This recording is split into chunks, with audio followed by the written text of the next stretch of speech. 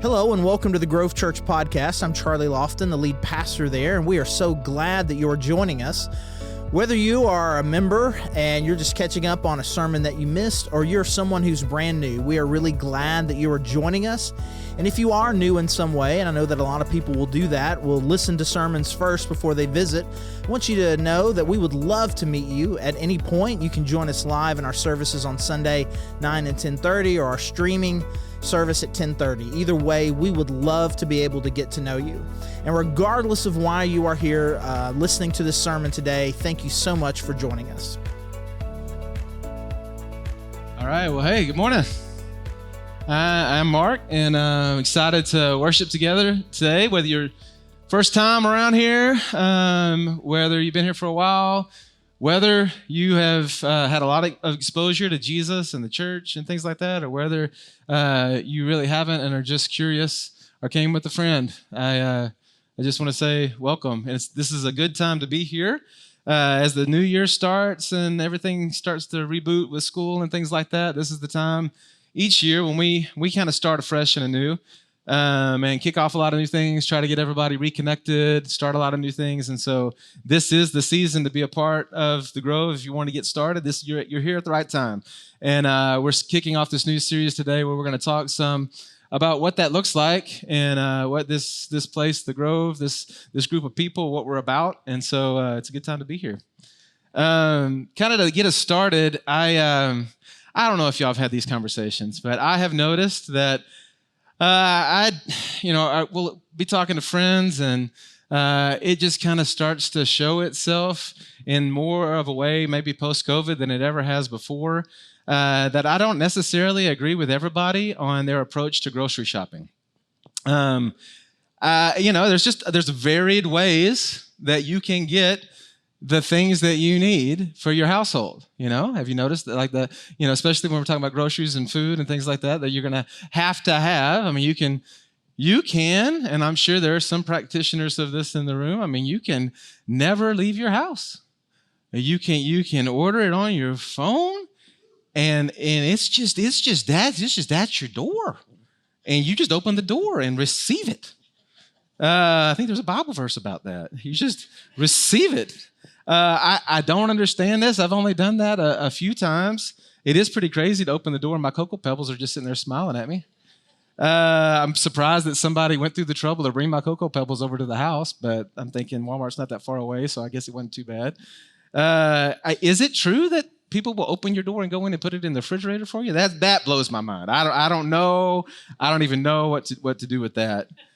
I know others who really are making that decision. I mean, it really is based on where the best deal is. Where does your dollar go the furthest? And prices are ridiculous, right? So it is. I mean, like to be able to get the things that we need for the least amount of money. Some people really like the self-checkout thing. You don't have to deal or talk to anybody. They're not going to mess it up. I mean, you get to move quickly, and there's plenty of lines. I mean, inevitably you got to have somebody come over and turn off the light, right? So I don't know that you really end up being faster, but there's some convenience to being able to do it yourself. I'll say I think I'm in a smaller group that I just still like a grocery store. Just a grocery store. Like, we've got one that's not too far from our house, so it's pretty convenient. And I think the quality's, on the things that the quality can be different. I have some sort of confidence that maybe the quality's a little bit better, the price is a little bit higher, but I really do appreciate that person that, for the most part, they smile at me. They ask me the same question they asked the last 800 people that came through, How are you doing, sir? Well, I'm good. Did you find everything that you were looking for? I did. We don't like buy a lot in advance. We probably should, but because it's so close, a lot of times it's a daily trip over there, and I get to know these people, and I kind of like the friendly relationship with them, even though I got 2 or 3 items. I'm like, yeah, hey, what are you having? But it gets awkward when they start to ask about or start to put together what you're having for dinner, though. It feels a little bit too invasive. But anyway, Yeah, but what's driving that? It's the different set of values that each of us has and what we're trying to accomplish and what leads us to the way that we're going to meet this need that we have. And I was thinking about that because I think it's similar when we talk about what church is, which church you choose to go to, why you choose to go to church, why you're in this room this morning as opposed to some other room. And there are a lot of other great rooms or homes or places that you could be meeting with other believers and doing this thing that we're doing as followers of Jesus, that. But why this one?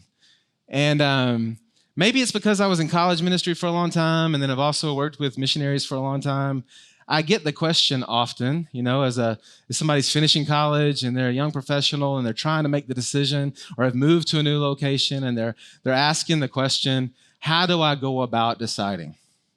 Because there are a lot of great places. So how do I go about deciding which one I'm going to be a part of? Sometimes missionaries that have been overseas for 10 plus years, and they've never really been to a church in the U.S. And so they're coming back and they're like, so how do I make that decision? What are the values that I run through? What's the grid that I run it through? And it's gotten to be where I've got a clear answer to that question. And it might surprise you what my answer is. And I think it really comes from our time and season at the Grove Church, because this has been a significant time these last 10 years for me personally to think about what church really is. And at the core, somebody will ask me that question.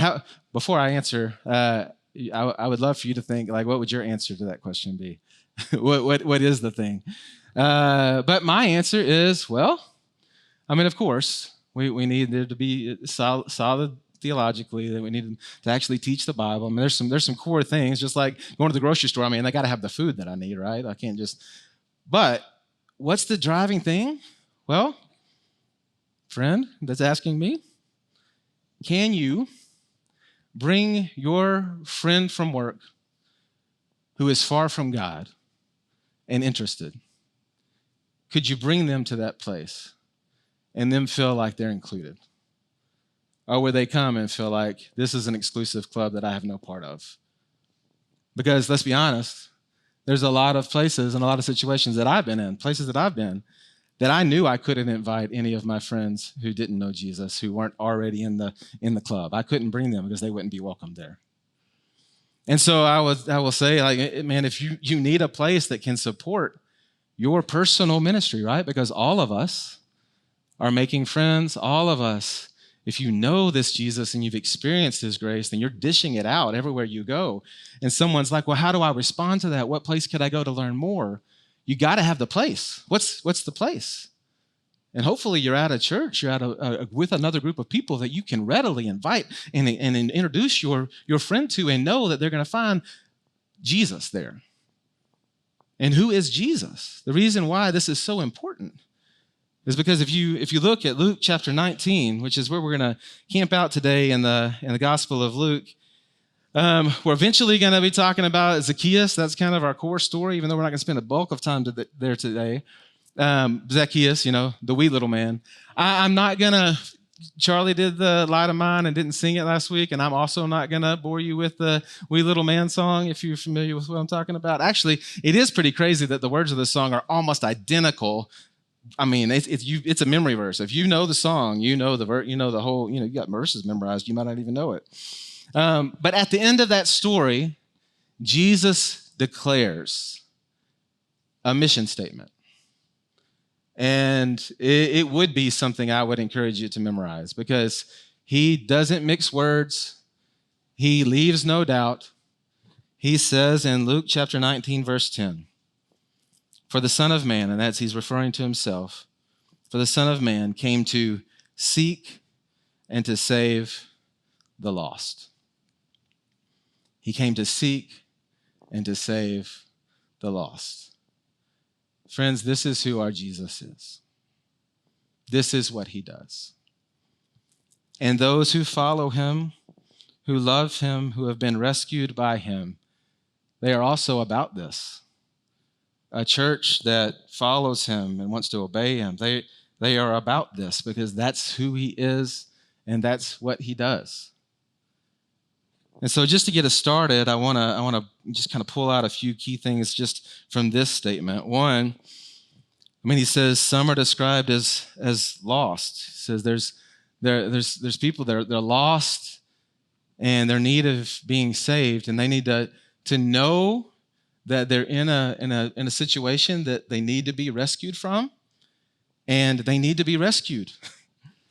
And both of those parts I think are really critical and true, and we'll see that through some of the stories that lead up to this. And thinking about that, I one of the last big family trips that the family I grew up in went on. My older brother, me, my parents before me and my brother got married. We went whitewater rafting out Georgia, North Carolina, South Carolina, this river called the Chattooga. And I'm just going to tell you, I'm really kind of surprised. I don't know if my parents knew what we were getting into, because it was serious whitewater, and it had rained, and it was big drops and big waves and big water. And, the guide beforehand was giving us the safety thing, which I never listen to, and it always gets me in trouble. But I'm like, it's going to be all right. I mean, come on, man. And he says, if you fall out of the boat, don't put your feet down. If you've ever been a part of anything like that, because your feet will get trapped, and that's how people drown. So just stick your feet up in the air and trust the helmet and your life jacket, and you'll float down, even through the big falls. You'll float through, and you'll end up in some safe water, and then we'll come get you. And so we all go, yeah, sure, okay, whatever. I think my mom was the only one that was actually listening. And so we're going down this river, and no joke, I mean, I'm actually scared. I guess maybe a 19-year-old guy, and I'm looking around at my family thinking, we're not going to make it down this river. It was that kind of big water. And the biggest of the big falls, we beforehand get ahead and scout it. So we walk ahead and look at it, and it is. I mean, you can just hear it, just. And I'm like, man, should we just maybe carry it around here? Because I don't know. He's like, no, it's going to be fine. We just got to make sure we do this and this and this. And I'm like, okay, I don't know how to do any of what you just said. I'm trusting you.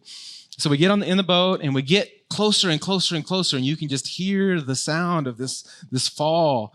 And we're just about, you can't see. It's like there's that line where you're like, what might be on the other side? Luckily, we looked at it, but now it looks and right next to it, the boat bumps a rock, and my mom just pops out of the boat. And so now she's in the water, and the fall is right there. And it has been forever a joke in my family because, I mean, you guys who know me well, I mean, you might consider me intense. I get that because my whole family's intense. It's just the way it works. And so my brother, from the other side of the boat, comes all the way across, Mama! And he grabs her and he starts bringing her back into the boat. And as he brings her back into the boat releases from the rock, and we go down the fall. And yeah, it was an adventure. We did live. But I remember when that happened, I looked out of the boat at my mom's face as my brother was trying to pull her in the boat. And she just like this. I think she was preparing herself to enjoy the ride down the fall. She didn't seem worried at all. She didn't realize that she needed rescued. It was almost seemed a little bit annoyed that she was being rescued because she didn't really need to be rescued. Part of this that Jesus comes to seek and to save the lost is just a realization, both that there are our people and maybe that there is a reality that our sin has separated us from God, and the things that are happening that we're having trouble making sense of, there's this lostness, this blindness. We need to be rescued. We need to be saved. We need to help everyone understand the desperate need for Jesus. In a similar way, when I was younger, I'll just never forget this. I was with my parents. I was waiting in this. They had this version of the Mississippi where you could wading pool kind of thing. Anyway, long story short, I was walking in and my parents were walking beside, and they said, "Stay with us." But I got caught up in the river and walking in this little wading pool, and I didn't pay attention. And I walked and I walked and I walked, and I looked up, and they were nowhere to be found. And the park had shut down, and it was dark. And that's one of the times I remember most vividly. I realized my lostness and my desperate need for rescue. Jesus says that he came to seek and to save the lost. Then evidently, he says he doesn't wait to receive them. It uses the word he seeks after them. There's an urgency to that. It's not waiting. It's going after. Jesus seeks them. It's not, the hide and seek. It's not the hiding. It's the opposite. He's going after them. He's seeking. And I don't know if you parents feel this at all, but especially with my 10-year-old Jack, it's pretty frustrating when he comes down and he doesn't have shoes on. I'm like, "Where's your shoes?" And he's like, I don't know. I've lost them. I'm like, "Well, okay. Go find them." "Well, I don't know where they are." "Yeah, that's what lost means." Have you looked in your closet? "No." Have you looked over by the couch? Because that's usually where you leave them when you're not supposed to. "Are they over there?" "I haven't looked." "Why aren't you seeking them? If they're not found, are they my shoes?" "No." "Whose shoes are they?" "They're your shoes." You go find your shoes. Seek them, right? Jesus seeks. That's what he's doing. And I feel like a lot of times he's looking at us as children and going, "Man, why aren't you seeking with me?" There's a reality here in this world that we live in, a purpose that we're a part of. Go seek. You've been forgiven much. You've been given mercy. Go dish it out. And then he says, he seeks to save. He is about rescue. And he has done the work to make rescue possible by his death and his resurrection. And he's done it. He's paid the price. And he's the one that goes. He seeks and he rescues. I don't know if you remember this story. I think 2018, in Thailand, there was this little soccer team. And the members of the soccer team, after practice was over, they and their assistant coach, like 25 years old, they went to this cave and they were just kind of exploring in the cave. And it was a beautiful day and everybody thought that was fine, that was normal. But then this huge rain came in and it completely, closed off where they couldn't get out of the cave. And they were in there a long time. It was a major deal. In fact, I was looking today, 10,000 volunteers it took. 100 divers with very specific knowledge of how to navigate this, all kinds of different strategies and plans to figure out. There's movies about it. You should go watch it because it's insane. To get this team out, people gave up their lives in the process. 700 of those diving cylinders of air, 700 were used, and then to get them out. This rescue, but the kids, they were lost, and that's what you do, right? This is who our Jesus is. He left no doubt. This is what he does. He seeks and he saves the lost. His driving purpose. And if we're going to be his church and we're going to be his people, then we're going to be a part of it as well. So, again, we're going to end back up at this same verse in the story of Zacchaeus in a minute. But to do that, what I want to do is jump back from chapter 19 back to chapter 17 and just look at some of the stories that lead up to this. And really, as much as the stories, I want to look at these comments. These are red lettered. That means Jesus said them. Comments, statements like this one that can be life-changing for us as we begin to build our view around what we should be about and what the church is. And so I'm going to put each one of these up on the screen, and as you look at it, even if you're not listening to me, I'm going to try to give just a little bit of context of each one. I want you to just look at it and think about what that statement means a little bit, all right? So first of all, Luke 17:3. He says to his disciples, "Hey, if your brother sins against you 7 times in a day, but then you rebuke him, he's aware of his sin, and he repents. He turns to you and says, 'I'm sorry,' and he repents. Then forgive him 7 times. If your brother sins, rebuke him, and if he repents, forgive him." This is crazy. I mean, it reveals the attitude and the response of Jesus to those that have caused an offense, that are in sin. He says, "Man, it's unending forgiveness. Give the opportunity." That's where that rebuke piece comes in. Give the opportunity, make aware of the offense, the sin. But when they repent, the attitude is, "I forgive. I forgive." Do y'all not agree that statement is, it's supernatural? I've got my list of people I don't forgive. I'm struggling currently, like how to forgive. I don't want to forgive. The attitude of Jesus revealed in his life, his death, his resurrection, and what he's called us to, he says, forgive. Don't hold that grudge. And the disciples respond, I think, in the same way that I do in my own heart. They begged Jesus for more faith. They say, increase our faith, because I'm looking at the situation and forgiveness doesn't make sense to me here. And they're like, how is that even possible? Increase our faith, because it's going to have to be believing in you and understanding things that are bigger than us. It's going to require faith for me to forgive and to see people like that, like you see them. It's going to require faith. It's an extravagant brand of forgiveness. It's not normal. And then in Luke 17:10, says, so you also, when you have done all that you were commanded, say, we are unworthy servants. We have only done what was our duty.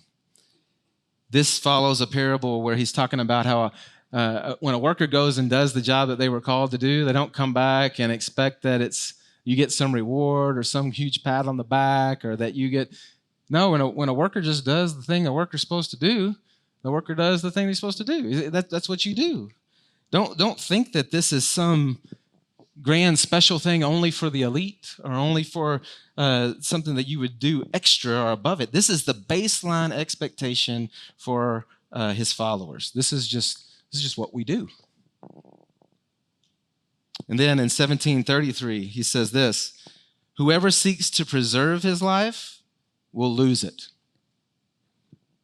But whoever loses his life will keep it.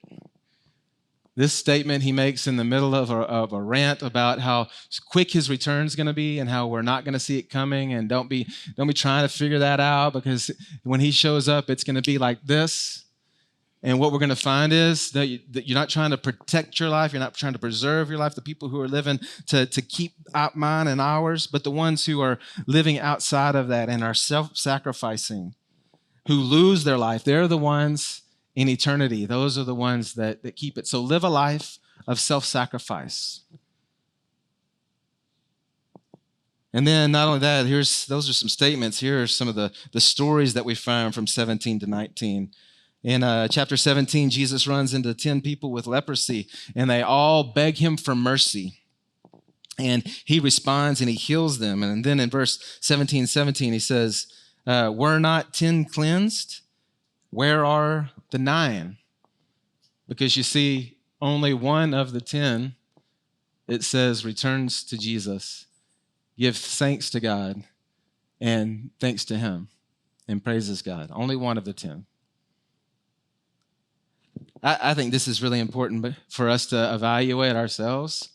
If you sit here this morning, like me, a sinner separated from God, who he sought after, who he saved, who he rescued, who has been forgiven much, do I just go on my merry way and take it for granted? Or do I return to his feet? Say, thank you. Praise you. Now let me be about this same thing. It says only one. And Jesus just asked the obvious question. 10 were cleansed. Where are the 9? Then in chapter 18, he tells a parable about a self-righteous guy and this sinner, and they're both praying. And the self-righteous guy's prayer is basically built on all of his good works and bringing attention to himself. And in the sinner, basically his prayer is only one request. And this actually feels like a reoccurring theme through these 3 chapters. Have mercy on me. That's his prayer. That's what he calls out for. Have mercy on me. And then in verse 14, or chapter 18, verse 14, it says, for everyone who exalts himself will be humbled, but the one who humbles himself will be exalted. Jesus is after those who recognize their brokenness and incredible need, those who know they are lost and desperately need forgiveness or have been forgiven much. Read that again. Everyone who exalts himself will be humbled, but the one who humbles himself will be exalted. And then later on in 18, there's the story of these children that are coming to Jesus, and the disciples are like, man, get the kids away. This isn't child's play. This is Jesus, man. Bring the big stuff, not the kids. And what does Jesus say? Jesus says, no, guys, you don't get it. No, bring the kids. No, it's uncomfortable for the kids to come, Jesus. No. They're a nuisance, Jesus. No, they're not a nuisance. Jesus says, bring the children to me. And then he says, in fact, 18:17, truly I say to you, whoever does not receive the kingdom of God like a child shall not enter it.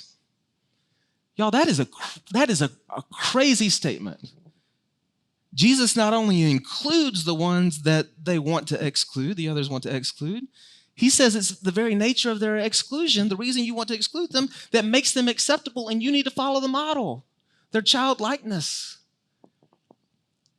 They're not a nuisance. That's exactly what I want, Jesus says. No, be like them. Then 18:22, it's a familiar story of the rich ruler who wants eternal life, and he thinks that he can have it because of his good works. And Jesus brings attention to his most vulnerable place, his finances. And this is what Jesus says. One thing you lack, sell all that you have and distribute it to the poor, and then you will have treasure in heaven. And come, follow me. And it says when the rich young ruler heard these things, he became very sad because he was extremely rich. Then it follows right behind that saying that Jesus also was saddened by his response, which is very interesting. And we'll talk more about this in a few weeks. The response of Zacchaeus, who was also rich, was very different than the response of the rich young ruler. Given the opportunity, but his response is, no, that's too much to ask. And then there this blind beggar who hears Jesus coming, and it says, like these others, it says he cries out for mercy. And he cries out so loud that the crowd is annoyed by it and tells him to hush. And you know what he does when he gets hushed? He screams out even louder. And when he screams out even louder, Jesus comes to him and says, what do you need? Jesus goes right to that guy. And then we get to chapter 19. And, we got the wee little man. He's a small guy, small in stature, but big in the number of enemies that he's made, because he's not just a tax collector, which was a shady business because they would take the taxes, but then they would add a good amount for themselves. And so they were able to make a lot of money that way, and everybody knew that they were cheaters. But this small guy, Zacchaeus, he just wasn't a normal tax collector. He was the chief of the tax collectors. And so I'm sure he had a target on his head and had made all the money that he could make off of this shady business. But evidently, at this point in his life, he has realized that he has a desperate need. He has realized that there is a rescue and that this Jesus has something, because he does the unthinkable. He goes out in the crowd, and because he's short, he can't see that well. And so he goes and finds a tree, and then he climbs up in this tree so that he can catch a glimpse of Jesus, which is, right? That's an undignified thing for a grown man to do, especially a grown wealthy man who, he makes that decision. He climbs the tree. Jesus sees his desperation. And to his desperation, Jesus says in 19:5, Zacchaeus, hurry and come down, for I must stay at your house today. So he hurried and came and received him joyfully. And the people complained, Jesus, why are you going to hang out with these sinners? Was Jesus like, you missed it. Are you guys not seeing the same thing that I'm seeing? Did you not see him in the tree? Do you not know while I'm here? And that's when he says, again, for the Son of Man came for this reason, to seek and to save the lost, to go and sit in the household and at the table with Zacchaeus and his buddies. This is why I have come. Let it be known. That's the table I sit at. And if you follow me, that's what you're about as well. Jesus is just, what's a better way to say than he's all inclusive. First few times that Terry and I tried to do some trips together, I had the tight budget, and maybe we got to a cool place, but then we couldn't spend any money, so we couldn't really eat or anything. We weren't going to do any fun stuff, but we were there. And then we had this friend that showed us this one place, and the first time I'd ever heard anybody talk about all-inclusive. He talked about they would go to the restaurants and just order everything on the menu. And if they didn't eat it all, that was fine. If it was midnight and they got hungry, they would just order room service. And ding, ding, ding, all of a sudden room service was there. All-inclusive. Seems extravagant. Seems like a lot of wasted food. Seems like, Jesus is all-inclusive. And his people and his places of worship where his people gather. We are all-inclusive. Now, Jesus is the only way of rescue. And that is exclusive. But he offers that invitation to all without holding anything back. So let there be no doubt. All are welcome here. And that's the reason, y'all, I love this place. And I love you. I love you there's some folks in this room right now that have been here way longer than Terry and I and our family. Man, I'm glad it's all because you included me. I'm glad that when I bring friends, that I get to bring them to a place that all are welcome. Come as you are. And then this is a place that you come as you are because Jesus invites all to come. But this incredible Jesus doesn't leave us there. He doesn't leave us there. He redeems us. He rescues us. And then he begins to do a work in our life of all the joy and peace and purpose that we've been missing. And so as we work through this series, y'all, I just invite you to that. Maybe fresh and anew, maybe for the first time, maybe a reminder, maybe a new connection to that you've never known before. I invite you because our Jesus came to seek and to save the lost. Father, I believe that this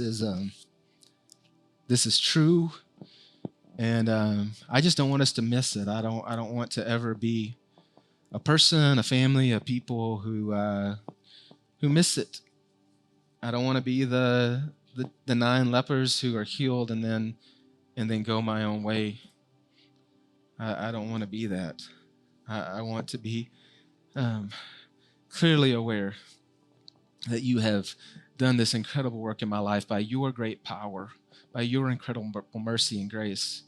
And I want to be someone who's dishing that out and with people who are all about dishing that out to the next person, to the next family, making it possible that people could know your life, know your hope, know your joy and your peace. So, Father, please do that in this place over these weeks to your glory. Amen. Thanks again for joining us on our sermon podcast, and you can learn more about us at thegrovechurch.org. And if you go to thegrovechurch.org/connect, there's a form you could fill out. Just let us know that you've been listening. And if you want to dig deeper on some of these topics that we cover in our sermon podcast or just in other issues of dealing with culture or theology, those kinds of things, you can check out our Cultivate podcast, which is on the same feed, however you found this particular podcast. So again, this is Charlie, the lead pastor at The Grove, and thank you so much for joining us.